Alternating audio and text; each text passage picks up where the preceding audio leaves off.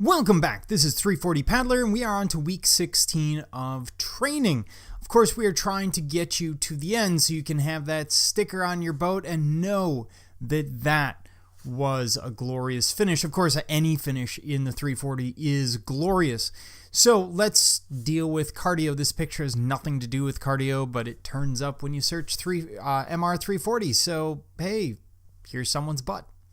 Anyway, last week was a rest week, so keeping it calm, 20 to 30 minutes of whatever cardio you're doing. This week, we're back to that foundation. 4 miles if you're running 3 times a week, 45 minutes around about if you're biking, about 40 minutes if you're swimming. And this is just laying that foundation. You want to keep that because it does take time to build up cardio.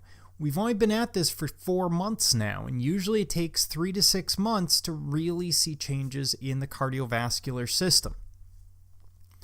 As we move on, if you are in the sub 50 group, rather than staying at that foundation, you're probably going to be looking at this. You'll want to progress to week 16, which means you have 2 4-mile runs and 1 9-mile run, one particularly long day. And we've been building this up. Do not skip to 10. I know it's tempting, but don't do it. I want to avoid any kind of overuse injury. And of course, you can do this on your long day.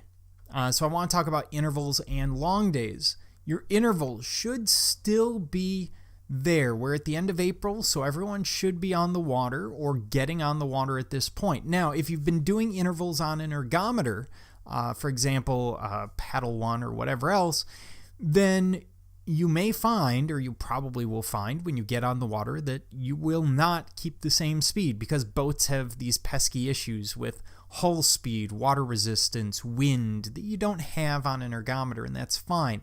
You'll want to come back and start again at 2x20 or 2 sets of 3x5 or whatever you're doing, 4x1 mile, for example.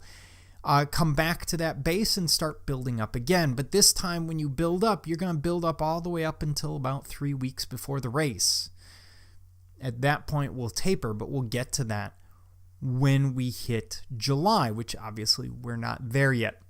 So it's important that you keep doing the intervals. You'll want to be doing this twice a week, or generally I want to be doing it twice a week. Usually I would be doing it Monday and Wednesday, Tuesday, Sunday, Friday runs, and Friday's my long day. So that would be a paddle plus a run, which would look something like this: 2+ hours in the boat plus a 10-mile run. If you're shooting sub 50, that's where you want to be. You could go for a longer paddle and a shorter run. That's perfectly fine. Or you could just do it without a run at all. And again, perfectly fine. You're working on a long paddle. Basically, what you want to do is get your body used to just going and going and going, because that way, when you're on your way to Lexington, you don't sit there outside Napoleon going, I'll never make it. I know it's only another 12 miles, but this is insane. You'll be kind of used to it. It also gives you a chance to check your equipment, chafing, nutrition, etc. Now, you can do this entirely through racing. So once or twice a month, you can sign up for the Epic Shootout, Missouri Freedom, South Dakota Kayak Challenge, etc. That would be perfectly fine too.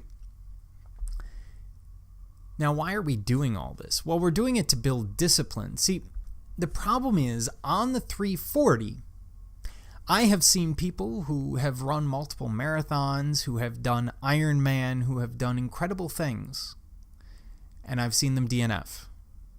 Why does it happen? Because the MR 340 is different than those events. It takes an incredible amount of discipline.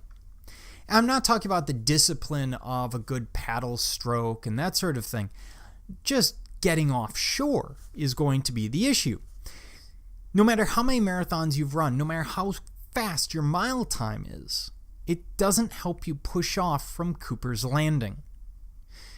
It doesn't matter how many miles you put in a boat. It doesn't necessarily help you when you're trying to get out of Jeff City. So, that's where discipline comes in. More specifically, that's where a lot of these workouts come in. What we're doing is setting up a situation where hopefully you feel like you have to go work out.